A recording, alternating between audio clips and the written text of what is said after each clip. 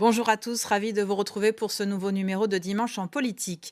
Mon invité aujourd'hui est député de la 5e circonscription de Charente-Maritime, réélu en juin dernier pour un second mandat. Christophe Plassard, bonjour. Bonjour. Vous êtes également conseiller municipal d'opposition à Royan. On évoquera tout à l'heure les prochaines élections municipales.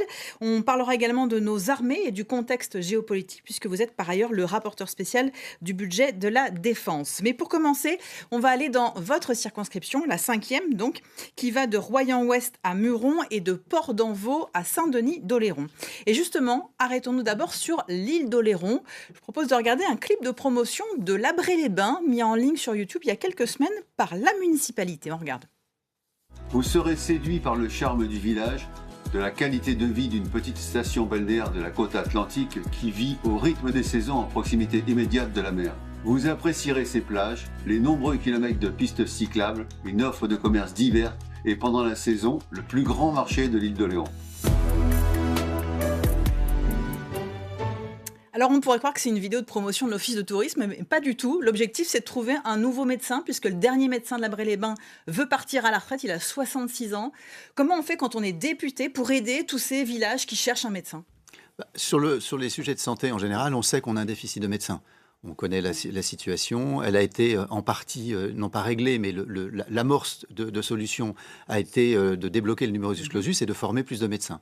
Maintenant, on a une phase pendant laquelle il faut 10 ans pour fabriquer, entre guillemets, un médecin et avoir quelqu'un qui soit opérationnel. Et comment on fait pendant ces 10 années pour traiter à la fois la pénurie de médecins, la pyramide des âges des médecins avec les départs à la retraite, comme vous l'évoquez, mais également l'évolution à la fois du comportement des patients qui sont plus demandeurs de soins plus vite tout le temps avec une immédiateté de la prise en charge et de l'autre côté des médecins qui, les nouvelles générations veulent pratiquer la médecine différemment, ne veulent plus faire 70 heures par semaine, ne veulent plus travailler seuls et donc il y a une évolution de l'offre. Alors moi en tant que député je ne suis pas à la tête d'un exécutif, donc c'est les maires et la vidéo qu'on vient de le voir est un exemple de promotion d'un territoire, mais pour moi c'est une histoire d'attractivité du territoire. D'ailleurs il faut faire attention dans la promotion de son territoire à ne pas rentrer en compétition puisque la pénurie crée la compétition et de faire en sorte qu'on ait une réflexion, je dirais, au niveau d'une CDC, d'une agglomération, et on voit apparaître des maisons de santé, parfois qui sont des initiatives totalement privées, c'est-à-dire ce sont des médecins qui investissent. À Saint-Pierre-d'Oléron, je crois qu'il investit 600 000 euros. C'est un médecin. Voilà, on a l'exemple également à Pont-l'Abbé-d'Arnoux, on a l'exemple à Saint-Porcher, alors à Saint-Porcher, non, c'est un prolongement de Pont-l'Abbé-d'Arnoux, mais c'est la ville qui a investi, donc il peut y avoir différentes formules. Je pense que c'est une approche, c'est par une approche différente aux soins qu'on arrivera à passer ce tunnel qui est un tunnel dans lequel il y a pénurie évidente et on ne pourra pas fabriquer des médecins plus rapidement que c'est nécessaire. Alors, vendredi, le Premier ministre a dévoilé son pacte de lutte contre les déserts médicaux. En gros, on imposerait à tous les médecins d'aller 1 ou 2 jours par mois faire des consultations dans les zones qui sont dépourvues de médecins, qui sont en tension. Ce serait obligatoire et avec une compensation financière. Dans le même temps, il y a un projet de loi dont l'amendement phare a été adopté, que vous avez voté, qui est de contraindre, d'imposer l'installation des jeunes médecins. Il y a d'ailleurs un appel à la grève des médecins qui doit commencer lundi. Est-ce que vous pensez qu'avec ces annonces du Premier ministre, le projet de loi n'a plus raison d'être ? Alors non. J'ai entendu ce qu'a annoncé le Premier ministre vendredi et je pense qu'il faut attendre les détails de déploiement parce que c'est entre guillemets facile de dire on va demander aux médecins d'aller faire des gardes, dans quelles conditions, dans quel rayon, avec quel outil, dans quel cabinet, il faut que le cabinet soit équipé, etc. Et pour ce qui est de la loi que j'ai votée, pour l'instant de toute façon elle chemine, elle va arriver au Sénat. Il y a une autre initiative portée notamment par Corinne Imbert au Sénat qui vient, donc il y a une réflexion je dirais croisée, gouvernement, Sénat, Assemblée. J'espère que l'ensemble va aboutir à quelque chose. Et pourquoi j'ai voté, moi, cette loi, alors qu'a priori, je suis contre la régulation. Mais parce que cette régulation, d'abord, c'est une régulation à la marge. C'est-à-dire que si vous regardez la loi dite Garot, c'est une loi qui demande simplement à ne plus installer de médecins dans les zones surdotées. Comme 83 à 85% du territoire français est en zone sous-dotée, ça veut dire que la liberté d'installation reste totale sur 85% du territoire. La seule contrainte, et je pense que moi je l'ai voté pour le symbole et pour faire bouger les lignes, c'est de se dire, à un moment donné, quand en Creuse on perd des médecins et quand dans les Alpes-Maritimes on gagne des médecins, on doit faire en sorte de ne pas creuser l'écart. On ne réglera pas le sujet de façon rapide, comme je l'ai évoqué tout à l'heure, mais au moins de ne pas creuser l'écart, de ne pas creuser le déficit de médecins dans les territoires sous-dotés. Et c'est vraiment l'objet de mon vote de la loi Garot, qui va cheminer et qui va évoluer au Sénat, plus les autres initiatives que je viens d'évoquer. Alors, autre dossier qui concerne les Oléronais et plus généralement tous ceux qui résident sur le littoral charentais-maritime, la question des résidences secondaires. Vous êtes particulièrement investi pour la loi dite anti-Airbnb qui réduit les avantages fiscaux à tous ceux qui ont des meublés touristiques. La communauté de communes de l'île d'Oléron va encore plus loin et compte proposer de l'argent, on parle de plusieurs milliers d'euros, pour inciter les propriétaires de meublés touristiques à louer leur logement à l'année. Qu'est-ce que vous pensez de cette initiative ? Alors c'est une initiative qui finalement est une réplique de ce qui se fait au Sable d'Olonne. Moi, j'avais découvert ce dispositif à l'Association nationale des élus du littoral, l'ANEL, et au Sable d'Olonne, c'est expérimenté, ça fonctionne. Donc je trouve intéressant, et c'est là parfois ce que l'on manque en politique, de s'inspirer de ce que font d'autres territoires et d'autres expérimentations. Ça a marché au Sable d'Olonne, il n'y a pas de raison que ça ne fonctionne pas à Oléron. Et l'idée, c'est d'accompagner effectivement un propriétaire pour remettre sur le marché de la location longue durée un bâtiment qui était utilisé uniquement en courte durée. On va maintenant dans le nord de votre circonscription, à Tonnet-Charente. Alors, même fermée, l'ancienne usine de production d'engrais Timac Agro continue d'inquiéter les riverains. On va en écouter quelques-uns qu'on a interrogés il y a quelques semaines. Tu vas la voir là, voilà. Beau point de vue sur l'usine. Ouais. Directement sous les vents. Notre cancer, oui. Ça sentait le gaz de ville, quoi. Et donc, ça nous prenait à la gorge, ça nous piquait le nez. Alors, Timac Agro, c'est un dossier qui est quand même assez complexe. Que peuvent faire ces riverains pour s'assurer bien que leur santé n'est pas en danger à cause de la pollution des sols sur leur terrain précisément ? Alors, je modérerai votre propos sur leur santé n'est pas en danger, c'est la question. Eux considèrent que peut-être leur santé est en danger et c'est pour ça qu'ils se défendent et qu'ils s'organisent. Ce qu'ils pouvaient faire, moi je les ai incités à le faire, c'est de s'organiser en association, c'est-à-dire structuré pour pas que ce soit des initiatives isolées et avoir un travail qui d'ailleurs collectif aujourd'hui, avec la mairie qui les soutient. La mairie a voté une subvention pour les aider dans leurs frais de justice, avec la préfecture qui a publié un décret et qui suit ce dossier au plus près, avec les élus dont je suis, mais le maire de Tonnet-Charente également, mais également le conseiller régional adjoint au maire à Tonnet-Charente. Donc, c'est de travailler collectivement. On sait que ce sont des dossiers longs, lents. On parle d'un terrain qui a été cédé non pas par Timac Agro, actuel propriétaire et exploitant du site, qui n'est d'ailleurs plus en exploitation. On l'a vu sur la vidéo, il n'y a plus de fumée, donc déjà la production a stoppé. Donc il y a des choses qui ont été crantées et qui ont été gagnées déjà. Plus de production, ça va devenir une plateforme logistique. Le sujet, c'est la partie du territoire qui était avant sur le territoire de l'usine, qui est devenu un lotissement il y a plusieurs dizaines d'années, et on se rend compte plusieurs dizaines d'années après que ces sols sont pollués. À quel niveau ils le sont, quels risques pour la santé, quelles sont les solutions. Ça va être un combat judiciaire, un combat associatif, sûrement de longues années. Et le conseil que je leur ai donné, malheureusement, c'est de s'armer de patience parce qu'il va falloir passer toutes les étapes, mais ils sont accompagnés par tous les acteurs et je pense que tout le monde est mobilisé avec eux pour faire avancer ce dossier. On va rester sur le sujet de l'environnement. Le phare de la Coubre a eu les honneurs de la presse nationale il y a quelques semaines, suscitant une forte affluence des visiteurs. En effet, sous l'effet de l'érosion, ce phare est condamné à disparaître. Le recul du trait de côte, c'est déjà une préoccupation majeure pour de nombreuses collectivités. Est-ce que l'État leur donne suffisamment les moyens d'anticiper ce phénomène ?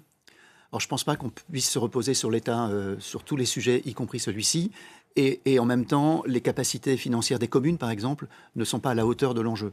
Vous prenez l'exemple de l'île d'Oléron, 100 km de côte sur les un peu plus de 400 de la Charente-Maritime. Donc, c'est un quart de l'espace côtier de Charentais-Maritime, et ce sont 8 communes sur 463. Donc on ne peut pas imaginer donc, que ce soit des arbitrages comme le phare de la Coubre. Donc c'est d'une complexité énorme le retrait de côte. Donc c'est à la fois avoir des études scientifiques précises, c'est faire des arbitrages, parce qu'à partir du moment où on protège un endroit, forcément on en expose un autre, les mouvements étant beaucoup plus larges que la zone que l'on va vouloir traiter. Et puis le sujet financier. Il y a une piste sur laquelle moi je travaille aujourd'hui, c'est celle notamment du parc éolien en mer.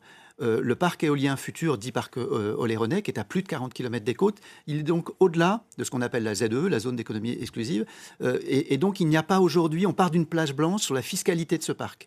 Et souvent, les parcs éoliens, en tout cas lorsqu'ils sont en zone exclusive, ont des retombées fiscales pour la SNSM, pour les pêcheurs. Et donc là, on part pourrait financer on peut imaginer qu'on puisse, les et en tout cas, partant d'une feuille blanche et ayant une manne financière qui va être assez importante, je pense que là, ici, on a un sillon à creuser pour trouver au moins une partie des financements. Voilà pour les dossiers qui concernent votre circonscription. Je le disais en introduction, vous avez été nommé rapporteur spécial pour le budget de la défense, un rôle stratégique dans le contexte actuel. L'élection de Donald Trump aux États-Unis a complètement rebattu les cartes de la géopolitique mondiale, alors que le conflit entre la Russie et l'Ukraine entre dans sa 4e année. Ces dernières années, on s'est largement reposé sur notre allié américain. Est-ce qu'on en paie les frais aujourd'hui ?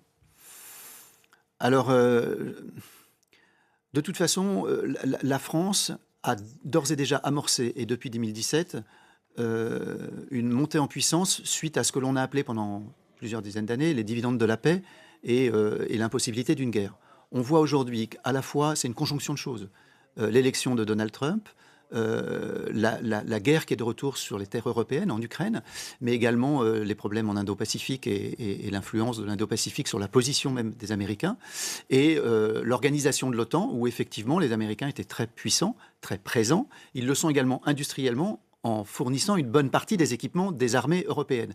Donc là, on a une conjonction de choses, et ce changement de paradigme va obliger les États, l'État français bien sûr, mais l'Europe également, mais aussi le système financier français, à aborder différemment ce sujet de la défense, et notamment son industrie et l'équipement des forces militaires, mais également les rapports, je dirais, stratégiques, et notamment dans le choix de nos fournisseurs, doivent-ils être outre-Atlantique ou plus européens. Est-ce qu'il est temps maintenant d'avoir une vraie armée européenne ? Alors je ne pense pas Enfin, moi, je suis pas sur une armée européenne. L'armée, c'est vraiment le symbole de la compétence nationale. En revanche, ce qui se fait à l'OTAN, c'est de travailler sur l'interopérabilité. C'est ce qui se fait aujourd'hui en Europe du Nord, faire des missions ensemble, faire des entraînements ensemble, travailler notamment la barrière de la langue lorsque l'on est en Europe, pouvoir travailler ensemble. Les communications, les équipements. On n'a pas les mêmes besoins d'équipement lorsqu'on est une puissance dotée comme la France avec une arme nucléaire et donc la protection que cela nous amène, avec la Pologne qui est frontalement proche de la Russie et qui, elle, a peut-être besoin davantage de chars, et on a vu comment elle s'était équipée de la sorte. Donc c'est qu'il y ait une cohérence, qu'on travaille cette cohérence et qu'on travaille ensemble. Je pense et je souhaite que l'on fasse une opportunité des contraintes qui sont les nôtres aujourd'hui. On va parler budget, forcément. Concernant la France, le budget 2025 pour la défense, c'est un peu plus de 50 milliards d'euros. Un budget en hausse par rapport à l'an dernier, dans un contexte budgétaire national que l'on connaît. L'objectif d'Emmanuel Macron, c'est que l'on consacre 3% de notre PIB à la défense d'ici 2030. Ça veut dire, grosso modo, doubler ce budget. Où est-ce qu'on va trouver ces 50 milliards d'euros sans augmenter les impôts, puisque c'est là aussi une assurance qu'a donnée le chef de l'État ? Alors aujourd'hui, on est à 2%. Ce qui est le standard OTAN. On n'y était plus. Donc on est revenu. Donc il y a déjà, comme je le disais tout à l'heure, depuis 2017, un effort. Une première loi de programmation respectée, ce qui n'était pas arrivé depuis des décennies, et puis une seconde loi de programmation, 2024-2030, dans laquelle chaque année, on a à peu près 3 milliards, une marge de 3 milliards. On était à 47 milliards l'an dernier. On est à 50 cette année. On serait normalement à 53. Il va gravir une marge encore supplémentaire. Encore supplémentaire. Passer de 2 à 3%, c'est 50% de plus.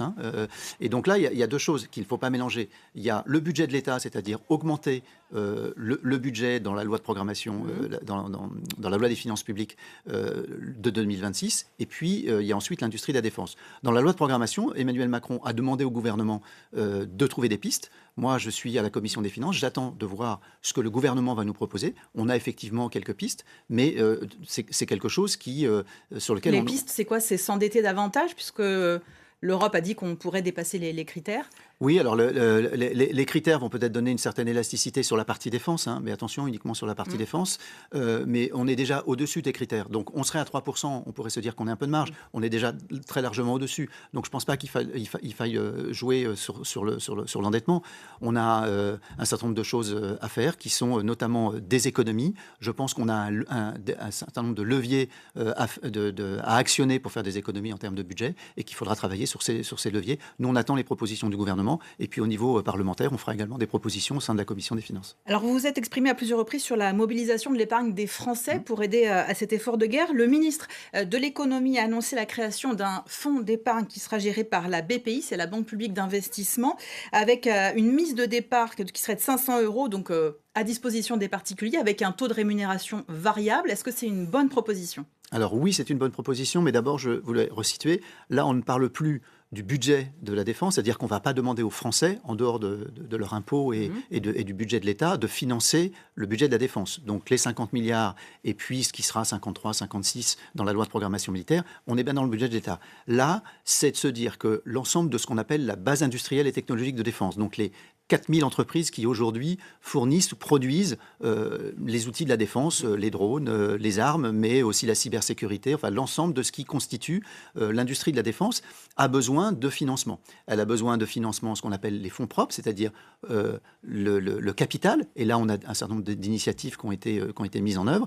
Et puis, elle a également besoin d'injecter de l'argent parce que construire un nouveau bâtiment, parce que acheter du matériel brut, des stocks pour pouvoir produire. Et c'est dans ce spectre-là que l'on est. Les commandes précises de l'État. Alors, il y a les commandes, mais il y a aussi, je dirais, la situation globale que l'on vient d'évoquer et qui forcément nous amène à se dire qu'il y aura plus de commandes. Et puis, il y a déjà une accélération des commandes. Donc, il faut continuer à faire grossir nos entreprises. Et donc, ce que propose une des offres qui a été d'ailleurs présentée le 20 mars à Bercy, une des offres, c'est ce fonds qui serait piloté par la BPI. Et c'est une bonne chose. Je pense, moi, simplement, et on est un certain nombre de députés à travailler sur ces sujets-là depuis un certain nombre d'années, c'est que placer 500 € bloqués sur 5 ans avec un rendement non garanti, ça s'adresse à une catégorie d'investisseurs. C'est très très bien que ça existe et que les seuils aient été baissés parce que les tickets d'entrée sont normalement bien plus élevés que cela. Mais on continue de penser qu'aujourd'hui l'épargne populaire et qu'il doit y avoir un soutien populaire. Alors il peut y avoir, ça peut soit prendre la forme du livret A où on a un certain nombre de fonds qui sont fléchés vers les PME, mais pas spécifiquement les PME de défense, ou un livret qu'on a appelé défense et souveraineté qui pourrait accompagner cette industrie par une épargne cette fois-ci populaire que l'on ne trouve pas dans ce qui a été proposé, mais qui viendrait compléter ce qui a été proposé.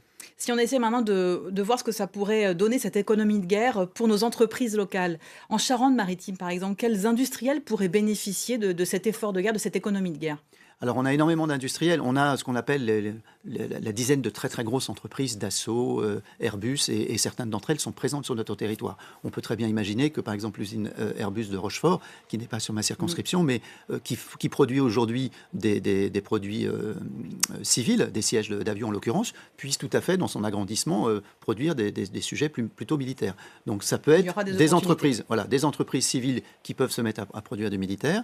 Ça peut être des entreprises qui sont des sous-traitants et qui sont des entreprises de mécanique. On en trouve partout, des entreprises de mécanique, de plasturgie, de peinture, toutes les entreprises industriels qui peuvent être des sous-traitants de ces entreprises. Et puis après, sur la loi de programmation militaire, il faut savoir que sur le département, on a notamment, je pense à l'armée de l'air, des bases aériennes qui sont des bases de formation. La base de Saint-Aignan, Rochefort, qui forme les sous-officiers, la base de Saintes qui forme ce qu'on appelle les arpettes, et la base de Cognac, qui n'est pas chez nous, mais qui n'est pas très loin, qui forme les pilotes. Ces bases, elles ont besoin de deux choses, de l'humain, les instructeurs, c'est là qu'on forme les hommes, les militaires, mais également d'infrastructures, et ça concourt notamment à l'attractivité des armées. Si vous voulez qu'un jeune s'engage, il faut aussi qu'il puisse étudier dans des conditions normales. Et il y a un gros challenge sur les infrastructures. Et dans la LPM actuellement votée, avant son évolution, 100 millions d'euros sont fléchés sur les infrastructures de la Charente-Maritime. On va parler politique maintenant. On va essayer de se projeter sans trop faire de politique fiction, puisque je sais que les hommes politiques n'aiment pas spécialement ça. Les élections municipales auront lieu en mars prochain. Vous êtes aujourd'hui conseiller municipal d'opposition à Royan, ville dirigée par Patrick Maringaud du parti Les Républicains. Pour l'instant, il n'a pas dit s'il souhaitait ou non se représenter à la mairie de Royan. Est-ce que vous allez mener une liste aux prochaines municipales? Et si oui, sous quelle étiquette, sachant qu'il y a un Royanais, Michael Malvé, qui a déjà annoncé sa candidature et qui est du même parti que vous, Horizon? Alors, d'abord, mon engagement en tant que conseiller municipal à Royan ne doit pas, masquer mon engagement pour 74 communes dans ma circonscription. Donc, autant je soutiens la nécessité, à mon avis, absolue pour un élu national d'avoir un ancrage local et idéalement même un mandat local. Autant pour ce qui est de Royan et vraiment de ma ville, certes j'ai envie de m'y investir et je m'y investirai. Sous quelle forme, je ne peux pas vous le dire. Ce qui est certain, c'est que avec Thomas Lafari, qui est, dans mon groupe au sein du conseil municipal, on va faire exactement ce qu'on avait fait il y a 6 ans. Et d'ailleurs, je peux vous le dire, la prochaine réunion aura lieu le 19 mai à Royan. On va d'abord consulter les Royanais. Et avant de parler de casting, avant de savoir avec qui, on va d'abord savoir quoi et comment. Donc on l'avait fait il y a 6 ans et c'était plutôt riche, c'est-à-dire quelles sont les attentes des Royanais, faire le bilan de nos 6 années dans l'opposition, quelles sont les victoires que l'on a pu avoir, comment on a pu faire évoluer la politique de la majorité sur certains points. Quand on est dans l'opposition, on n'a pas les manettes, mais on peut faire évoluer un certain nombre de décisions, et on l'a fait. Faire un bilan, avoir une vision à moyen long terme, et puis aussi détecter des talents. On est sur un territoire où la population se renouvelle à un rythme assez important, avec l'arrivée notamment de retraités. Et donc, ça a été l'occasion, il y a 6 ans, de détecter des personnes qui avaient envie de s'engager et qui souhaitaient s'engager. On le fera de la même façon. Donc, parlons du fond, parlons des idées, et puis le casting, franchement, ce sera secondaire. Les castings et les alliances éventuelles. D'ici mars 2026, il y aura peut-être un autre scrutin entre-temps. À la rentrée prochaine, la perspective d'une dissolution de l'Assemblée nationale n'est pas totalement à exclure, et avec elle, donc, la convocation de nouvelles élections législatives. La négociation du budget 2026 s'annonce déjà assez tendue. Est-ce que vous pensez qu'on peut tenir dans la configuration actuelle jusqu'à la fin du quinquennat présidentiel ? Oui. Oui, avec simplement une perspective de stabilité, de sérieux, parce qu'aujourd'hui, ce dont a besoin le plus le pays, c'est clairement de stabilité. Ce que me demandent les chefs d'entreprise que je croise sur le terrain, c'est de la stabilité. Ce qui rassure aujourd'hui, si le taux d'épargne des Français est au maximum et si les Français épargnent autant qu'ils épargnent aujourd'hui, c'est parce qu'on a peur de l'avenir. C'est parce qu'on a peur de l'avenir. Et il n'y a rien de pire qu'une dissolution pour entretenir cette peur de l'avenir. Donc moi, je pense qu'on peut le faire et qu'on n'a pas de majorité. Donc effectivement, le budget va être un cap difficile à passer, mais il ne vous a pas échappé que celui de 2025 l'avait aussi été. Et donc à nous de construire quelque chose qui soit acceptable. On sait que le grand débat sur les grandes idées, sur les grandes orientations du pays aura lieu en 2027, parce que c'est la présidentielle qui est l'occasion de trancher sur un certain nombre de grands débats. Vous savez que j'appartiens au Parti Horizon, vous l'avez rappelé. Édouard Philippe a d'ailleurs expliqué comment il pensait imaginer dérouler un scénario 2027, puis élection législative, puis référendum, pour justement acter un certain nombre de choses et donner la parole aux Français pour que les Français tranchent sur ces grands sujets importants. Donc, je pense que c'est notre responsabilité, des politiques en général, moi en tout cas j'assumerai la mienne, que de faire en sorte que pendant 2 ans, on puisse faire des choses. Et donc, si on n'est pas capable de... compromis au sein de l'hémicycle, avec les accrochages qu'on voit régulièrement. Les sujets qu'on a abordés ensemble sont quasiment des sujets de compromis. La loi de programmation militaire, elle a été votée alors qu'on avait une majorité inexistante comme aujourd'hui. La loi Airbnb a été portée par un député Renaissance et un député PS. La loi sur la fin de vie aujourd'hui peut également prospérer dans ces conditions-là. La loi Garot que vous évoquiez pour les médecins, elle a été votée et pourtant il n'y a pas de majorité. Donc il y a beaucoup de sujets. Aujourd'hui, on ne pourra pas traiter les sujets qui sont structurants pour le pays, mais assurons de la stabilité, donnons de la visibilité et donnons la possibilité à notre économie, à nos Français et à l'ensemble du territoire de pouvoir avancer et de se dire que le cap, il est dans 2 ans et pas systématiquement. L'Assemblée nationale, après une élection, elle met 6 mois à se remettre en place. C'est 6 mois où on perd du temps. Moi, j'ai récupéré l'ensemble des dossiers que j'avais à traiter, et tant mieux. Mais j'ai un rapport que je devais remettre le 14 juin, que j'ai mis à la poubelle, parce que le 9 juin, il y a une dissolution. Donc c'est du temps perdu, on n'a pas le temps de perdre de temps.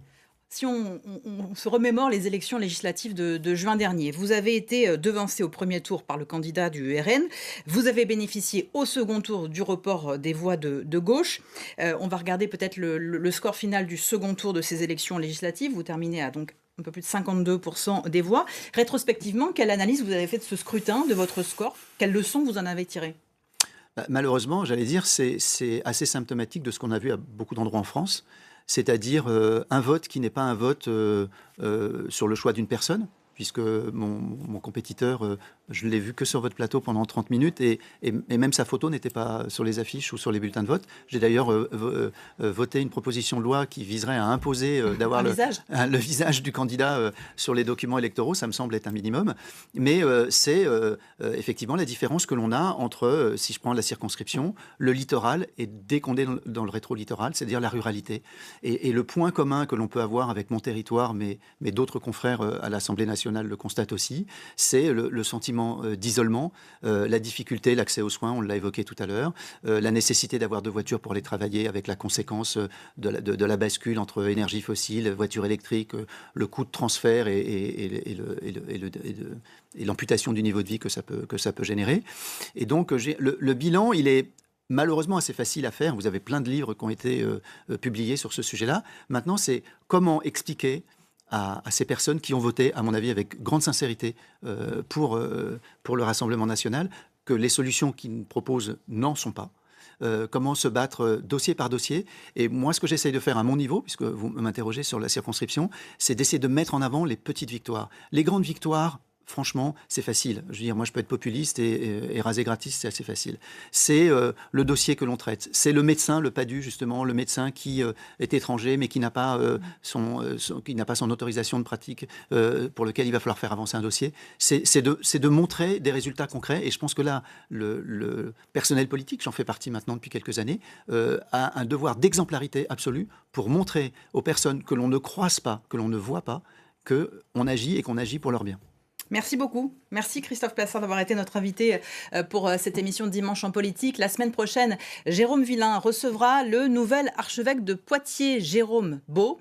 Pour revoir cette émission, direction notre plateforme, je vous en rappelle l'adresse, na.france3.fr. Dimanche en politique continue avec Francis Letellier et juste après votre journal régional avec Florent Loiseau. Je vous souhaite une très bonne fin de journée sur France 3.